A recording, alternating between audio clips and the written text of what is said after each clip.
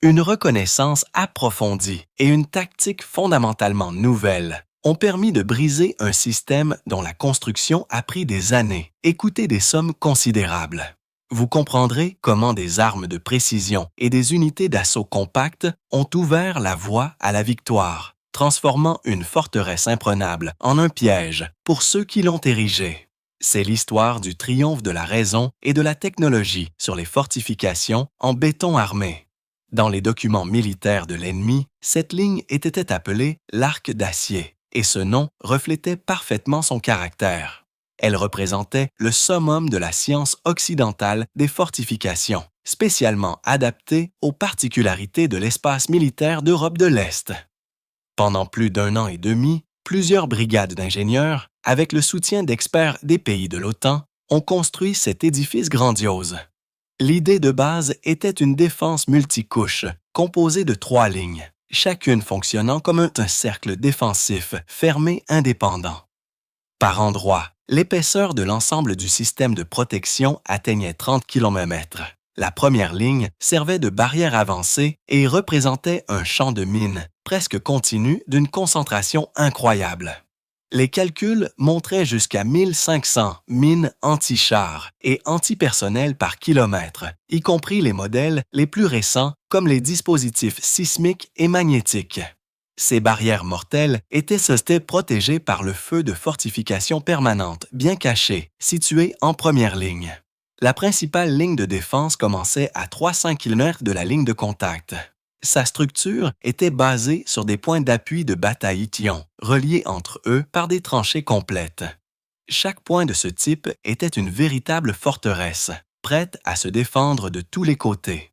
Les points de résistance ont été renforcés par des constructions en béton armé, et les positions d'artillerie et de chars d'assaut avaient 3 ou 4 options de repli pour manœuvrer avec le feu.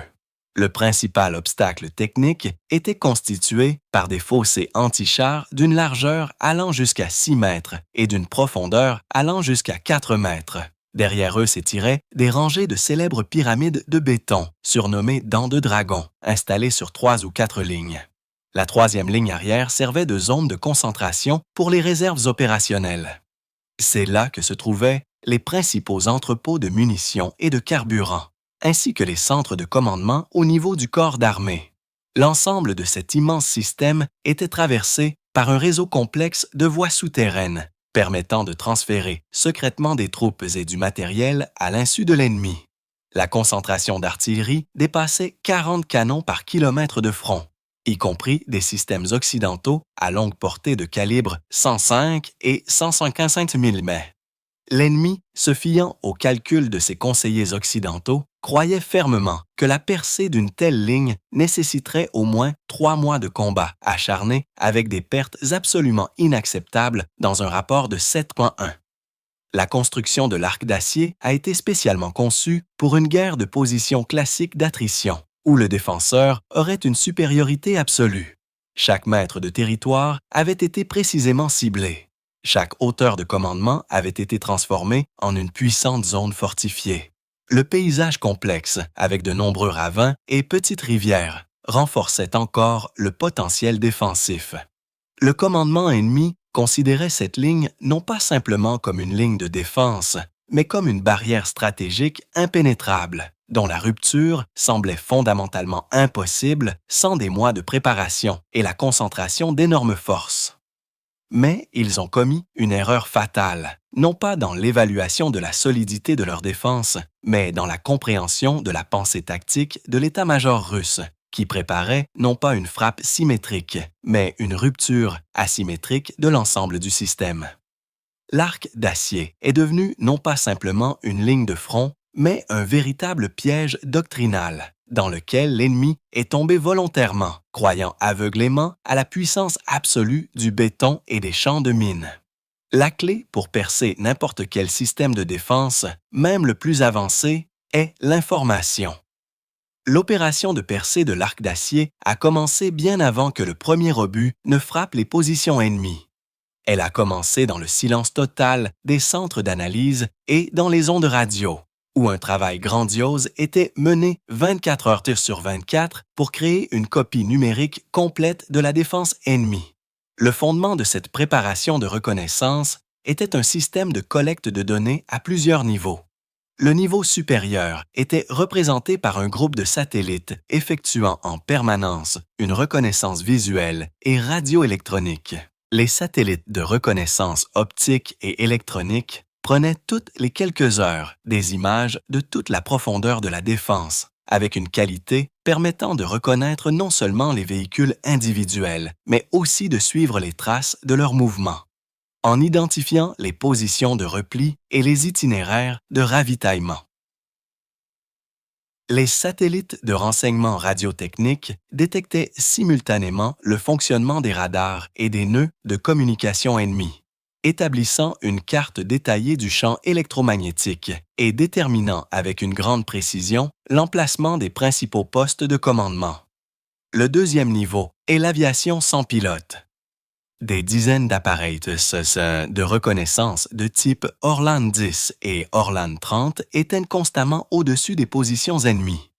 Ils ne se contentaient pas de transmettre des vidéos en direct, mais travaillaient également ensemble, en appliquant des méthodes de triangulation pour déterminer avec précision les coordonnées des sources de signaux radio. Les drones équipés de caméras thermiques détectaient la nuit les positions camouflées et les concentrations de personnel, invisibles à la lumière du jour. Un rôle particulier a été joué par les petits drones de reconnaissance lancés par les groupes de reconnaissance directement près de la ligne de contact. Ils pénétraient à une profondeur tactique, volant dans les brise-vents ennemis et regardant littéralement dans chaque tranchée.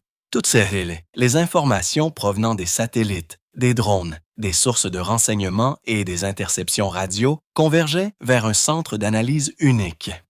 Là, à l'aide d'un logiciel spécial basé sur des réseaux neuronaux, une carte numérique unique du territoire était créée.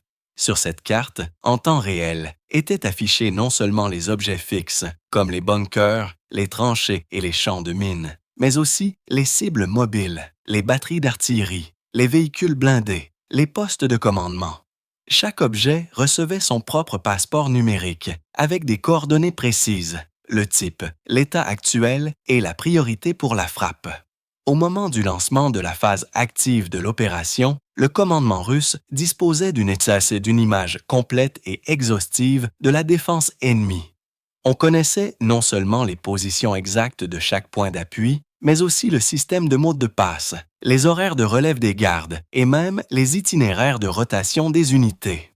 L'arc d'acier a cessé d'être une inconnue pour les troupes russes. Elle a été entièrement découverte, numérisée et décomposée en éléments constitutifs. L'ennemi, derrière ces murs de béton imprenable, ne se doutait même pas que sa défense avait déjà été percée dans l'espace informationnel. Il ne restait plus qu'à mettre en œuvre cette percée sur le terrain. Cette étape préparatoire a clairement démontré que la guerre moderne se gagne non pas par le nombre de bataillons, mais par la qualité et l'exhaustivité des renseignements, ainsi que par la rapidité de leur traitement. 48 heures avant le début de la phase terrestre de l'opération, la première étape de la rupture a été lancée. Une frappe de feu préemptive. Il ne s'agissait pas d'une préparation d'artillerie classique dans l'esprit du 20e siècle, représentant un barrage de feu continu, labourant des carrés entiers. C'était un travail de haute précision, presque chirurgical, appelé dans les documents d'état-major « symphonie de feu ». Son objectif principal n'était pas la destruction totale de la défense, mais sa désorganisation systémique et sa décapitation complète.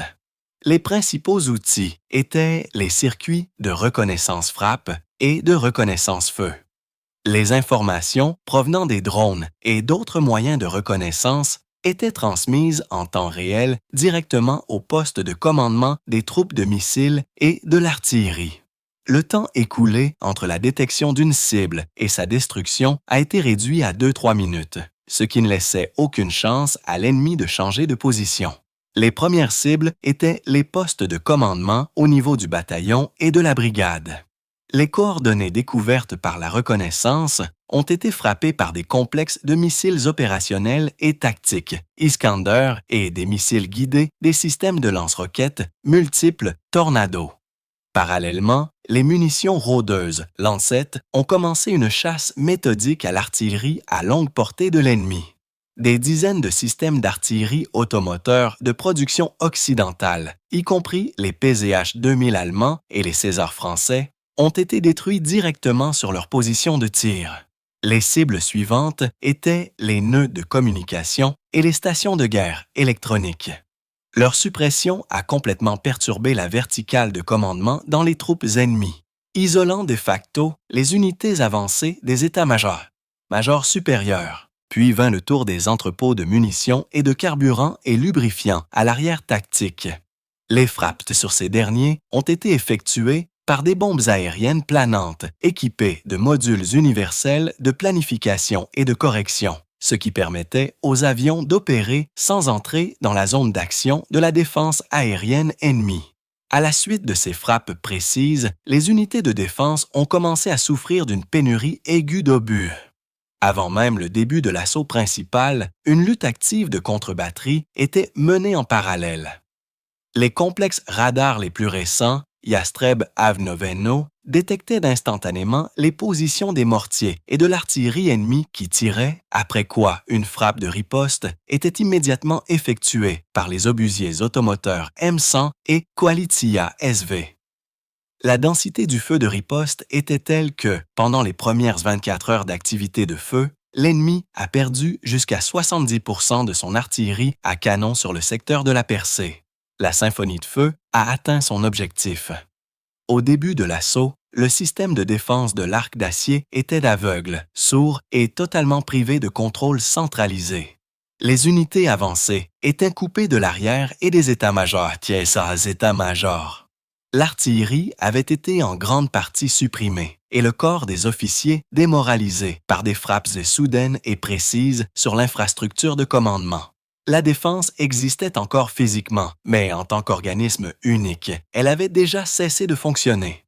C'était un chaos, asséné avant même le début du combat principal. Les fondations de l'arc d'acier ont été ébranlées par des frappes précises et calculées. La base de la phase terrestre de l'opération n'était pas une attaque massive de coins blindés, comme on aurait pu s'y attendre, mais des actions de petits groupes d'assaut. Cette tactique est devenue la quintessence de l'expérience de combat accumulée ces dernières années.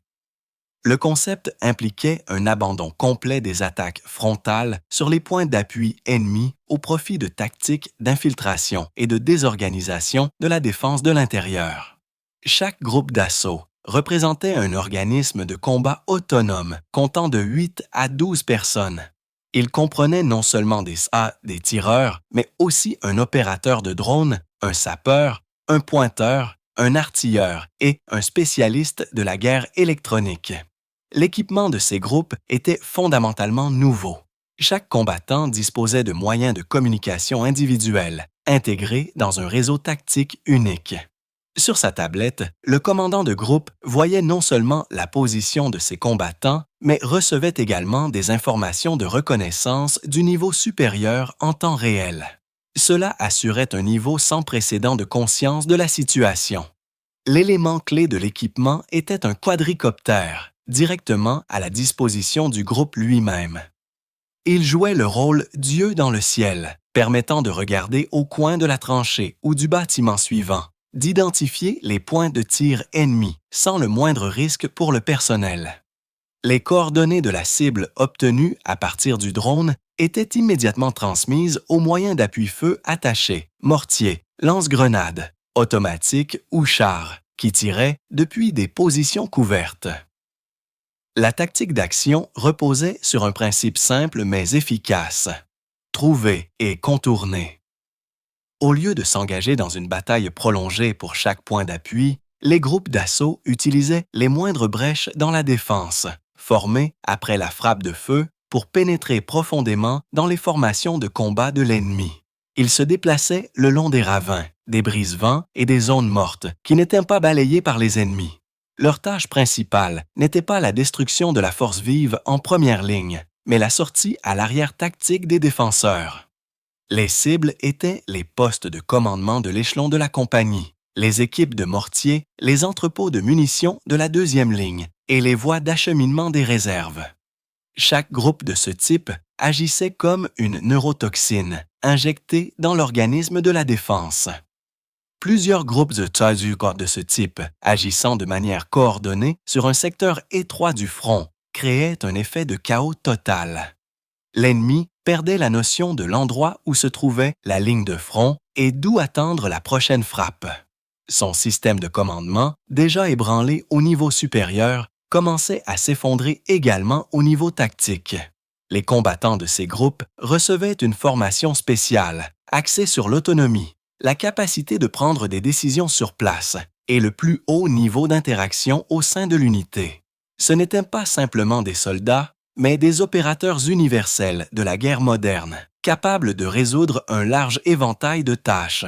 Ce sont ces petites équipes, mais hautement technologiques et parfaitement entraînées, qui sont devenues le scalpel qui devait ouvrir l'arc d'acier, qui semblait monolithique. À 4 heures du matin, le 30 octobre 2025, un court mais extrêmement puissant raid de feu a été effectué sur les positions ennemies.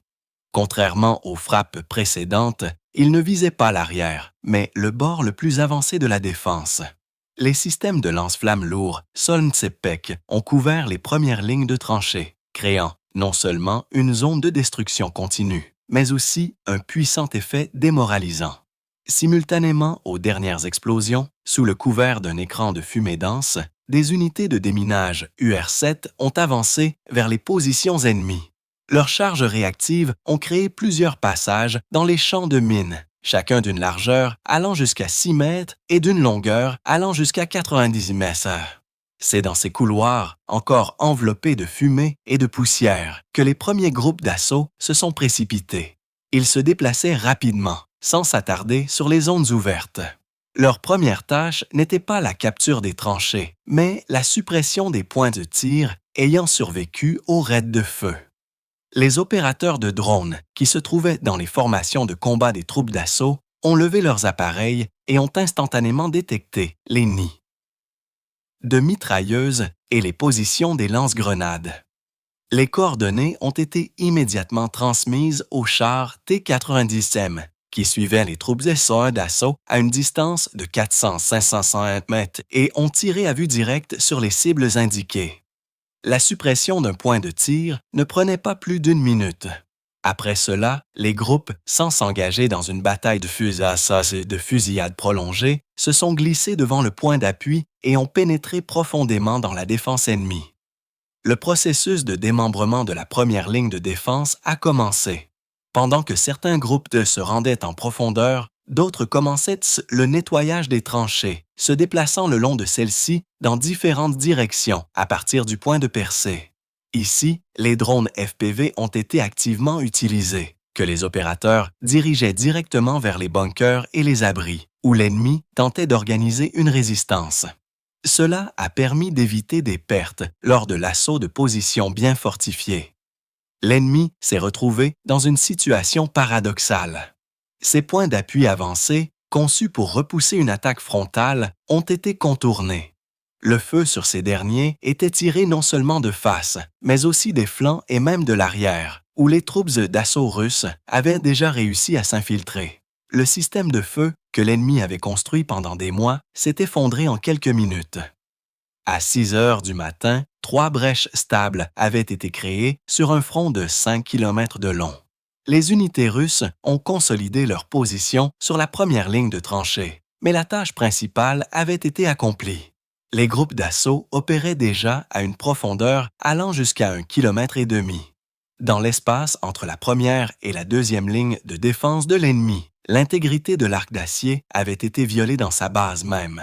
Le choc initial chez l'ennemi a commencé à être remplacé par la panique. Les tentatives de contre-attaque par les forces des réserves de la compagnie se sont heurtées au feu précis de l'artillerie, corrigé par les groupes avancés.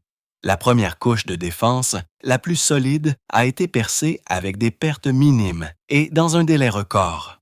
C'était un succès basé sur la vitesse, la surprise et l'interaction idéale de tous les éléments du combat moderne. Après la percée réussie de la première ligne de défense, la deuxième phase de l'opération terrestre a commencé. Le combat dans la profondeur tactique. C'est ici que le principal avantage de la nouvelle tactique s'est pleinement manifesté. Les groupes d'assaut, après avoir pénétré dans l'espace entre la première et la deuxième ligne, n'ont pas attendu l'approche des forces principales. Au lieu de cela, ils ont commencé à agir selon le principe de la chasse à l'arrière. Leur cible n'était pas les soldats dans les tranchées, mais les éléments qui assuraient la viabilité de l'ensemble de la défense. Après s'être divisés en unités plus petites de 3 ou 4 personnes, les groupes ont commencé à détruire méthodiquement les équipes de mortiers qui tentaient de tirer sur les unités russes qui avaient percé. Ils ont tendu des embuscades sur les voies et les voies d'acheminement des munitions et d'évacuation des blessés. Les attaques ont été rapides et soudaines. Plusieurs tirs de lance-grenades sur un camion, une courte rafale sur la garde qui s'enfuyait, et le groupe a instantanément changé de position.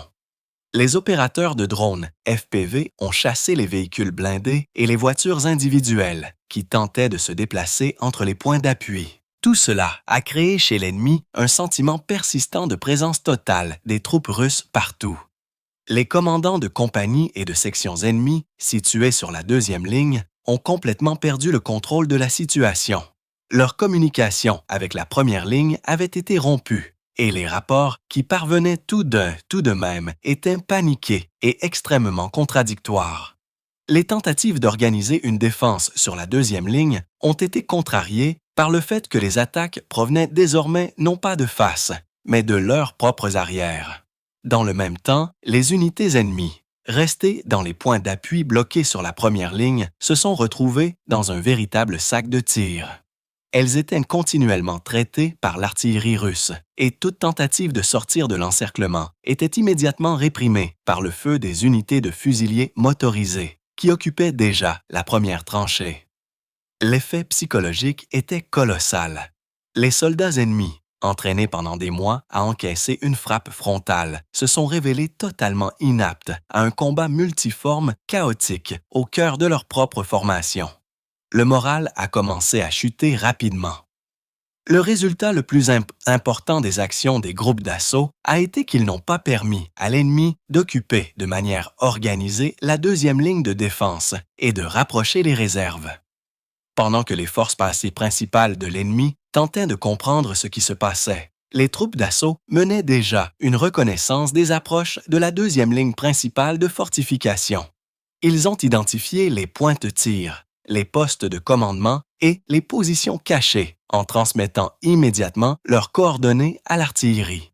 Ainsi, au moment de l'approche des bataillons de fusiliers motorisés russes vers la deuxième ligne, celle-ci était déjà partiellement supprimée et désorganisée de l'intérieur. La tactique d'infiltration a permis d'éviter la nécessité d'un nouvel assaut sanglant. Au lieu de percer la défense mètre par mètre, les troupes russes l'ont désintégrée, la transformant en un ensemble de foyers isolés, incapables de résister. Parallèlement aux actions des groupes d'assaut sur le terrain, une bataille invisible, mais non moins acharnée, se déroulait dans le spectre électromagnétique. Son objectif était la paralysie totale du système de commandement ennemi. Déjà au stade de la préparation du feu, les grands nœuds de communication stationnaires et les postes de commandement au niveau de la brigade avaient été détruits. C'était maintenant le tour du niveau tactique. Les complexes les plus récents de guerre électronique Pôle 21 ont été déployés sur le secteur de la percée. Ils ont créé un dôme impénétrable au-dessus de la zone des opérations, supprimant les signaux de navigation par satellite GPS. En conséquence, les armes de haute précision de l'ennemi, y compris les obus Excalibur et les missiles HIMARS, ont perdu leur précision et sont devenus pratiquement inutiles. Simultanément, les complexes Krasuka-4 ont été activés, qui ont ciblé spécifiquement les avions de reconnaissance et les grands drones ennemis, aveuglant leurs stations radar embarquées et coupant les canaux de communication avec le sol. L'ennemi a été privé de ses yeux dans le ciel, mais le principal coup a été porté aux communications tactiques. Les complexes mobiles RPE Borisogledsk II ont introduit une suppression ciblée des réseaux radio ennemis dans la bande VHF. Les ordres des commandants n'atteignaient pas les subordonnés et les rapports des lieux ne pouvaient pas remonter. Le chaos régnait dans l'air, qui était aggravé par le travail des unités russes d'opérations psychologiques qui s'immisçaient dans les fréquences ennemies avec de la désinformation et des appels à la reddition. Une attention particulière a été accordée à la suppression des terminaux de communication par satellite Starlink que l'ennemi utilisait massivement pour assurer la communication au niveau de la base. L'exposition ciblée a mis les terminaux hors service, privant les groupes dispersés du dernier espoir de communication. À ce moment-là, les actions des groupes d'assaut à l'arrière ont acquis une importance décisive. En détruisant les postes de commandement et d'observation des compagnies et des sections, ils ont physiquement éliminé les quelques commandants qui tentaient encore d'organiser une résistance sur le terrain. Un effet de cascade s'est produit. La perte de contrôle au niveau du corps d'armée, causée par les frappes de missiles, s'est superposée à la paralysie du contrôle au niveau de la brigade et du bataillon en raison du travail de la guerre électronique et des actions des unités d'assaut. À midi, le jour de l'assaut, le corps d'armée et ennemi qui défendait l'Arc d'Acier a cessé d'exister en tant qu'organisme unique et contrôlé. Il s'est divisé en des centaines de groupes isolés, privés de communication, d'information et d'ordre. La volonté de résister a été brisée non pas tant par la puissance de feu que par la paralysie systémique du système nerveux de l'armée. Les soldats et les jeunes officiers, laissés sans commandement, ne comprenant pas la situation et subissant des frappes de tous les côtés, ont commencé à quitter massivement leur position et à se rendre. L'arc d'acier s'est effondré non pas sous les coups du marteau, mais à la suite d'un impact ciblé et systémique sur ses centres de contrôle. Vers 14 heures, le jour où la défense ennemie jusqu'à une profondeur de 10 km a été complètement désorganisée, le moment est venu de lancer dans la bataille le deuxième échelon, les groupes blindés mobiles. Leur tâche consistait à transformer la percée tactique en un succès opérationnel complet. À travers les couloirs percés dans la défense, plusieurs groupes tactiques de bataillons, formés sur la base de chars T-90M ProRiv et de véhicules de combat d'infanterie BMP-3, ont été introduits dans la percée. Ce n'était pas un flux continu de véhicules blindés, comme dans les guerres du passé. Les groupes agissaient comme des unités autonomes à haute mobilité. Leurs mouvements étaient dirigés et corrigés par des données de renseignement en temps réel.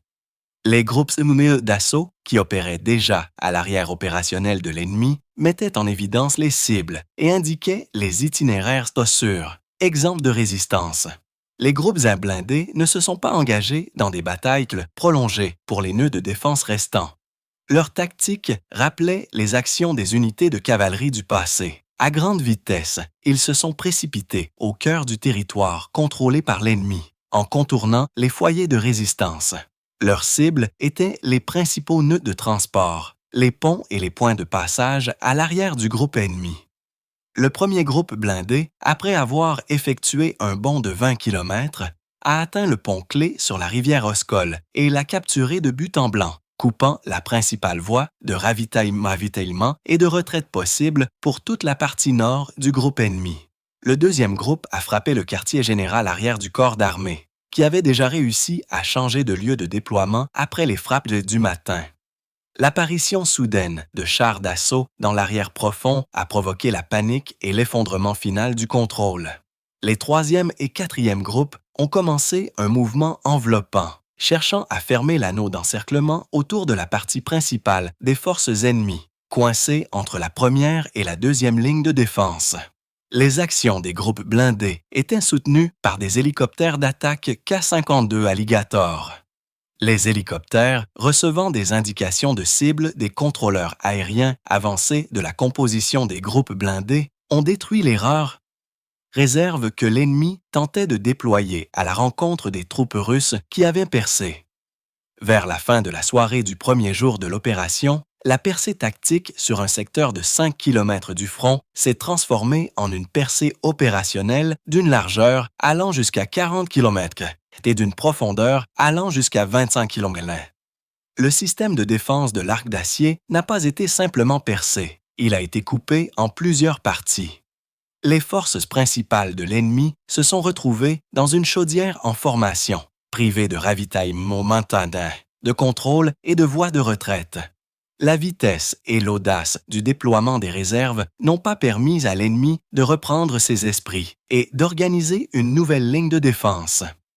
Au lieu d'une lente pénétration des positions échelonnées, les troupes russes, utilisant la brèche créée, sont sorties sur l'espace opérationnel, modifiant complètement la configuration stratégique. Sur cette direction, au matin du 31 octobre, l'opération de rupture de l'arc d'acier était effectivement terminée. Ces résultats ont dépassé les prévisions les plus audacieuses. La ligne, qui, selon les calculs des analystes occidentaux, devait contenir l'offensive pendant plusieurs mois, s'est effondrée en moins de 24 heures. L'ampleur de la défaite de l'ennemi est devenue évidente. Dans la chaudière formée, les restes de 3 brigades mécanisées et d'une brigade d'infanterie se sont retrouvés bloqués. Les pertes de l'ennemi au cours des seules premières 24 heures d'opérations actives se sont élevées à plus de 6000 personnes, tuées, blessées et capturées. Plus de 150 chars, plus de 300 véhicules blindés de combat et environ 200 systèmes d'artillerie de différents calibres ont été détruits et capturés. Le nombre de prisonniers était sans précédent et se comptait par milliers. De nombreuses unités se sont rendues au complet avec leurs commandants, démoralisés par la rapidité de l'offensive russe et l'effondrement total du contrôle. Le territoire libéré s'est élevé à plus de 400 km/h. Mais le principal résultat n'était pas tant le gain territorial, ni le nombre d'équipements détruits. L'essentiel, ce sont les conséquences stratégiques de la percée. Premièrement, le groupement le plus apte au combat de l'ennemi sur le secteur central du front a été complètement liquidé. Il est impossible de le reconstituer à court terme. Deuxièmement, l'effondrement du front sur cette direction a créé une énorme brèche dans la défense stratégique de l'ennemi. Les troupes russes ont eu la possibilité de développer l'offensive dans plusieurs directions, menaçant de sortir à l'arrière des groupements voisins et obligeant l'ennemi à transférer en urgence des réserves d'autres secteurs en les affaiblissant. Troisièmement, un coup dévastateur a été porté à la réputation de l'école militaire occidentale et des normes de fortification de l'OTAN. La ligne de défense imprenable, construite selon tous les canons de l'Alliance, s'est avérée inefficace contre une tactique asymétrique, basée sur la centricité du réseau et l'intégration élevée du renseignement et des moyens de destruction. Cela a été un puissant coup psychologique, non seulement pour Kiev, mais aussi pour ses conservateurs. Quatrièmement, l'opération a démontré un niveau qualitativement nouveau de capacité de combat des forces armées russes. Le succès a été obtenu non pas grâce à la supériorité numérique, mais grâce à la supériorité en matière de tactique, de commandement et de technologie. Cela a prouvé que l'armée a tiré les bonnes conclusions de l'expérience des étapes précédentes du conflit et est entrée dans une nouvelle phase de son développement. La percée de l'arc d'acier est devenue un tournant de toute la campagne d'automne. Elle n'a pas seulement modifié la ligne de front sur la carte, elle a modifié la dynamique et le caractère même des opérations de combat, marquant le transfert complet de l'initiative stratégique aux troupes russes. Les conséquences de cet événement détermineront le cours du conflit pendant de nombreux mois à venir. L'opération de rupture de l'arc d'acier n'est pas simplement un épisode tactique réussi. C'est un véritable manifeste d'une nouvelle doctrine militaire, née dans le creuset des véritables opérations de combat. L'analyse de ces éléments clés permet de formuler les principes fondamentaux du combat interarmes du futur. La première et principale leçon, l'informatisation totale du champ de bataille. Celui qui voit le plus vite, comprend le plus vite et agit le plus vite gagne. La création d'un espace unique de renseignement et d'information, dans lequel les données de toutes les sources sans exception fusionnent en une image unique et sont portées à la connaissance de chaque soldat et de chaque moyen de destruction, est un impératif absolu. L'avenir appartient aux armées construites selon le principe de la centricité du réseau. La deuxième leçon est le refus des schémas. L'assaut frontal de positions fortifiées, même avec une supériorité multiple des forces, entraîne des pertes injustifiées et une perte de rythme. La tactique des actions asymétriques, l'infiltration de petits groupes à haute mobilité, la désorganisation de l'arrière et la paralysie du système de commandement ennemi ont prouvé leur efficacité incomparablement supérieure.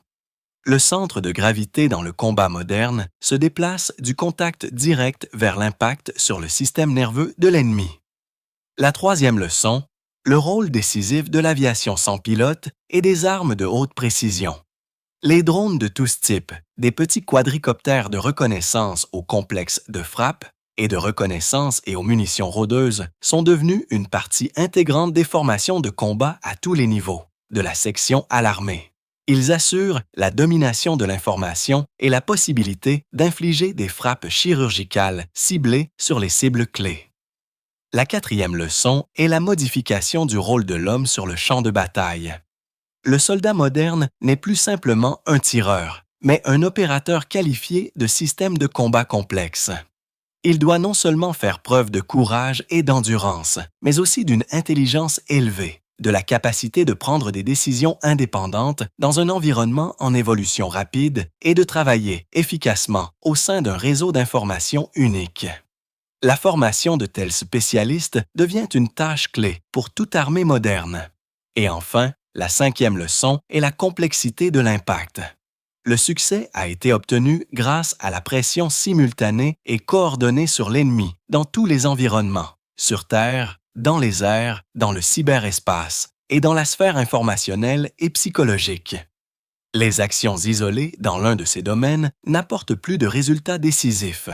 Seule leur synergie est capable de briser la volonté de résistance d'un ennemi moderne équipé de technologies. L'expérience de l'arc d'acier sera sans aucun doute étudiée attentivement dans toutes les académies militaires du monde. Pour l'armée russe, elle deviendra la base pour l'amélioration continue des règlements de combat, des programmes de formation et de l'équipement des troupes.